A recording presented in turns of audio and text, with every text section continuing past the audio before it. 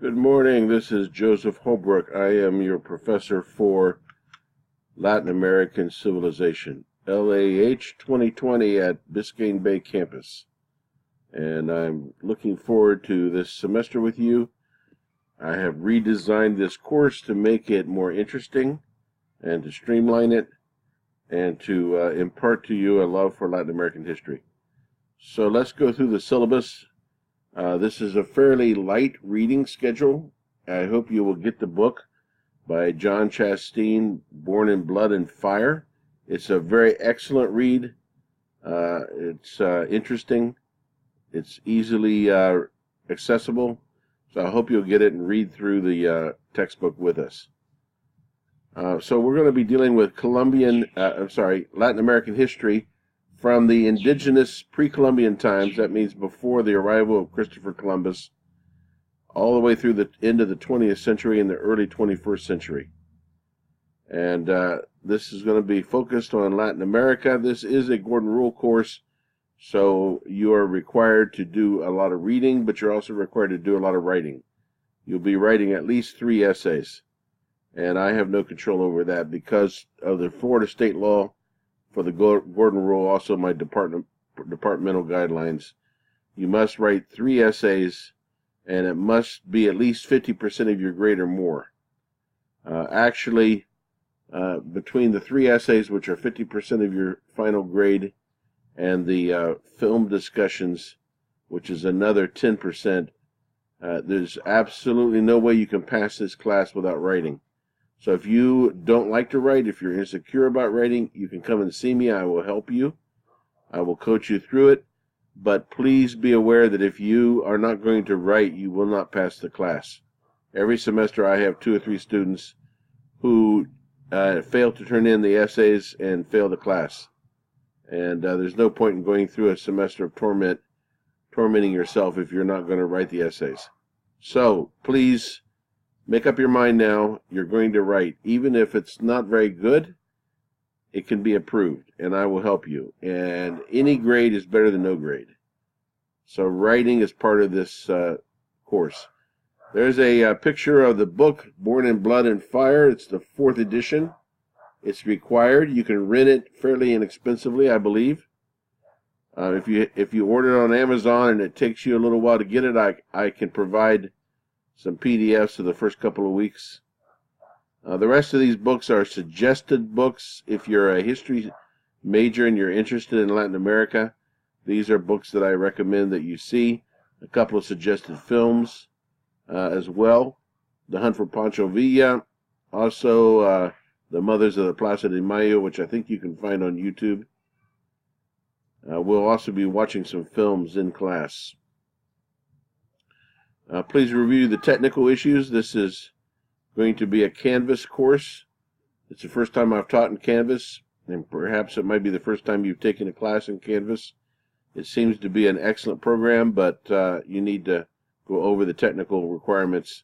I can't really help you much with that. If you have technical difficulties, you'll have to contact the help desk at the university and get some assistance. So, as I mentioned earlier, at the top of this page, the Gordon Rule writing requirement. This is a Florida state law in order to produce students who actually can write, which is going to be an increasingly valuable job skill in the job market of the future, are students that can write well.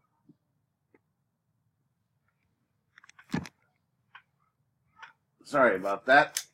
That's from Christmas, I think. Okay.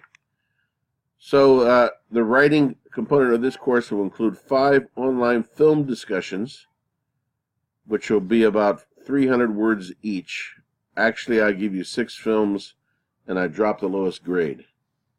And so you're required to submit at least 5. Any extra film discussions that you submit beyond 5 will count as an extra credit point. Also, there'll be 3 essays. Your first essay will be on When Worlds Collide, about the encounter between Europeans and indigenous Americans. And then you will revise that essay. And then the third one will be Border Wars, which, based on a reading, you'll be writing about immigration issues. In-person attendance and participation is required. I have a system in which if you show up and you show up on time, you get 2 points. You stay for the whole class. If you show up but you're late, I give you 1 point. If you call me, email me, tweet me, send me a message that you had a flat tire, or that you're going to be late, or that you couldn't make it because of a last minute of emergency, I still give you 1 point, and I give you the benefit of the doubt. If you raise your hand and speak up in class, that's another point. That's called participation. So that can give you a total of 3 points for class. Students are always shocked and amazed when they get to the end of the class and they've been attending every week and they're on time, but they never ever open their mouth or contribute anything to class. They think that because they never missed or because they were never late, they should get an A in attendance. And that's not how it works. If you get 2s all the way through the course, what does that come out to compared to somebody who gets 3s? The guy who gets 3s or the girl who gets 3s is the one that gets the 100%. And the one who's getting 2s is going to have about a 75%. That's a C. So in order to get an A in attendance, you have to participate. Now, there are other ways that I can give you to participate besides speaking up in class. And I know some of you are shy. So if you're a shy person, come and talk to me. Make an appointment to see me. I'll give you participation points for coming to see me. We'll work on giving you a level playing field, but you still have to participate. I'll let you read about lateness, plagiarism. This is an important concept here. Many of you are incoming freshmen, and you haven't learned the university approach perhaps to plagiarism yet, but we take plagiarism very seriously. I get lots of students that want to take my classes because I'm friendly, I'm charming, I'm funny, I like students, I go out of my way to help you. Years from now, you'll be asking me for reference and recommendation letters, and I will happily provide them. And I will smile and greet you when I see you on the sidewalk on campus, and I will go out of my way to help you. I'll jump through hoops to help you. I will always round up to try to give you the best grade possible. I'll give you multiple chances to do things. I'll let you turn things in late sometimes. However, if I catch you plagiarizing, that all goes away. And I stop doing you favors. I stop going out of my way to help you. I start rounding down. I try to make it impossible for you to pass the class. I try to inflict pain. And I lose respect for you, and I will not write a recommendation letter for you. So you need to think carefully about plagiarism. A lot of times some of the best students plagiarize simply because they're lazy and they want to take shortcuts. Don't do it. If you're running late or you have a personal crisis, come and talk to me. I'm very understanding. Don't plagiarize. One of my professors, when I was getting my PhD, when she caught a student plagiarizing, she would do her very best to get that student expelled from the university. If I let you slide on this, then some other professor is going to nail you, and it's going to be with worse consequences. So I've learned that I have to stick to my guns and be a little severe for your sake, so you learn early and learn well to avoid plagiarism at all costs. I hope you get the message on this. The online film discussions that we'll be going over are based on Mel Gibson's Apocalypto, The Mission with Robert De Niro, a film called Camila that was produced in Argentina in 1984, The Hunt for Pancho Villa, which is a documentary about an hour long about the U.S. attempt to send in an army to Mexico to find Pancho Villa. Another documentary called Evita, the Woman Behind the Myth, about Evita Perón in Argentina. And then finally, towards the end of the course, we'll have Romero, about a true story about a El Salvadoran archbishop who was martyred for standing up for the poor and those who are being tortured and abused by a corrupt regime. Most of these films I'll be able to give you a link to watch them free. The one I need to work on is Camila, because I only have a link to a Spanish version without subtitles. So I need to figure out how to find a free version for you to watch in subtitles, but I'll work on that. Okay, this takes us down. As far as the film discussions, they're due Friday night at 11:59 p.m. Please make an effort to submit them on time. They must be 300 words, and you must reply to at least one other student to get full credit. I do check grammar, spelling, word choice, sentence structure, and I count points off. Yeah, please get in the habit of proofreading in this course. There's no excuse with tools like MS Word and other tools that have spell checkers and proofreaders. There's no excuse for not proofreading your work. And I will tell you a story when I see you in class about someone who didn't do that, who was unemployed for 3 years because they couldn't write a decent resume and proofread it. We have writing resources. BBC has a writing center, so does the main campus. Also, the history department has writing tutors. You can contact the history department to set up an appointment with a writing tutor. You can do that online if necessary, if you can't make a trip over to the main campus. We have quizzes every week that are multiple choice. The total number of quizzes are 10% of your final grade. Each quiz has 10 multiple choice questions. They're due the same day as our class on Thursday night at midnight. That means you should read the reading material before you come to class. We're going to be discussing the reading material for the week. Please read it before the class. Don't wait till the last minute to try to race through the reading material just before the quiz is due at 11:45. That's not going to fly. And I'm not going to be reopening quizzes for you every week all semester long. So you need to read ahead of time. It's not hard reading. It's easy reading. Read, take a few notes, highlight, and be ready for discussion in class, and then be ready for the quiz at midnight on Thursdays. The midterm will be composed of the questions from the quizzes. It'll also be multiple choice. It will be online, and you will have, if you take all the quizzes, you will have seen most of the questions already once before. So the midterm and final exam are the same thing. They're fairly easy because they're basically reviews of the quizzes, and each one is worth 10% of your final grade. Remember, how much are the essays worth?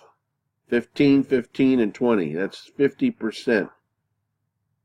The essays are worth 50%. The midterm and final together are worth 20%. So you can get an A, you can get a perfect score in the midterm and final exam and still fail the course. Think about that for a moment. How does that work? If you don't turn in any of the essays, that leaves you with, at the very best, you can get a 50 points or 50% in the class. That's a failing grade. That's an F. A D, to pass this course, you need at least a 72 to get a C. That means you must do the writing assignments. Doing the exams and the quizzes is simply not enough. I will allow some extra credit, a maximum of 3 percentage points on the final grade. There's a number of ways you can get extra credit. One is by watching and turning in film reviews for 6 or 7 or 8 films, in which case anything beyond 5, let's say you do 7 film reviews and you're only required to do 5, I'll give you 2 points of extra credit for the 2 extra film reviews. Another way is to follow my Twitter account, which is a dedicated Twitter account just for this class. LA, capital LA, Latin America, _history _FIU. LA _history _FIU is our class Twitter account. I also have a class blog, which I will show you. You can make 10 comments on that blog, and I will give you 1 extra credit account. If you follow the Twitter account, that'll be 1 extra credit point. There will be lots of ways that you can get your 3 points. Here is an overview of the class. Oops, it doesn't want to stay in one spot. Stop. I lost my place. All right, come on.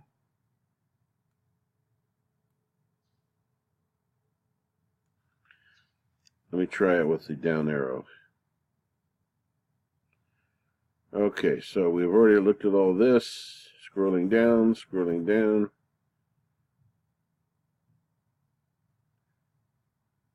I've discussed the midterm and final exam.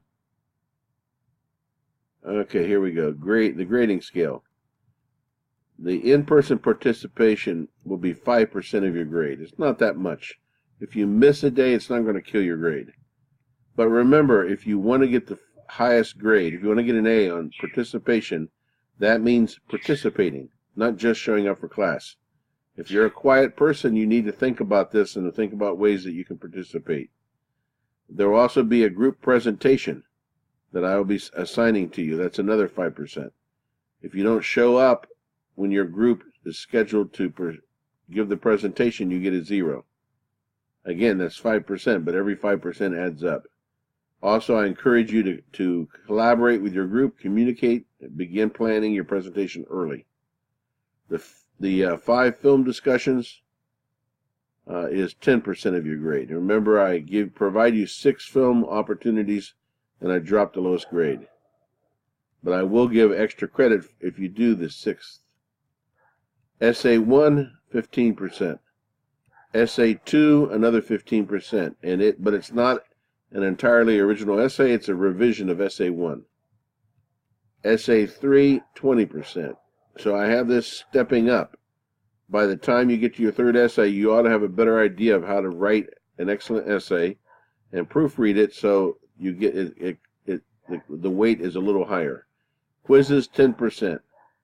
There'll be, I believe there's 15 quizzes. I'm not positive, but I'm going to only count 10. And of those 10, each one is worth 10 points, which comes out to a total of 100 points, and that's 10% of your grade. If any of this if you didn't catch any of this, you can ask me the questions in class, but I wanted to record this so you could review it. The midterm exam is going to be 10%. The final exam is 10%. That comes out to a total of 100%, and there's the option of 3% of extra credit. Okay, so here is the schedule. The first week, this week we're going to focus only on the syllabus review and the formation of groups. This is a hybrid class, by the way. I hope you realize that when you sign up. That means we only meet once a week, not twice a week. We're only meeting on Thursday, not Tuesday. So we will get together Thursday. That would be January 10th, I believe. We'll go over the syllabus again. I'm going to form the groups. You're going to meet one another. And then you'll have a syllabus quiz at midnight on Thursday. And by Friday night, our first discussion will be an introduction. You will introduce yourself, your interest, who are you, what is your major, and you will then reply to at least one other person's introduction. Week 2 will be the beginning of our book by John Chasteen, Born in Blood and Fire. We're basically only going to go through the introduction, which is titled Welcome to Latin America. And we'll have a quiz on that on Thursday night. Please read it before Thursday. Welcome to Latin America, John Chasteen. I will post a PDF of the reading for those of you that have not managed to get the book yet. Also, you'll start watching the film Apocalypto, and that's on YouTube. Week 3, we're going to go over something. We're going to depart from the book and use a reading from a different book that goes into a little more detail about the Incan civilization in South America. It's an incredible story about the Incas and their empire. I keep pushing my hat the wrong way. There we go. This is my Ohio State hat. I'm from Ohio, and so I root for OSU in the college football. Incan civilization comes from a book by an author named Mann, and it's chapter 3, which is titled In the Land of the Four Quarters, and we'll be going over that. Please read it again. I'm going to provide you with a PDF so you can read it ahead of time. We'll discuss it on Thursday, and then the quiz will be at midnight. And then on Friday, you will need to submit your post on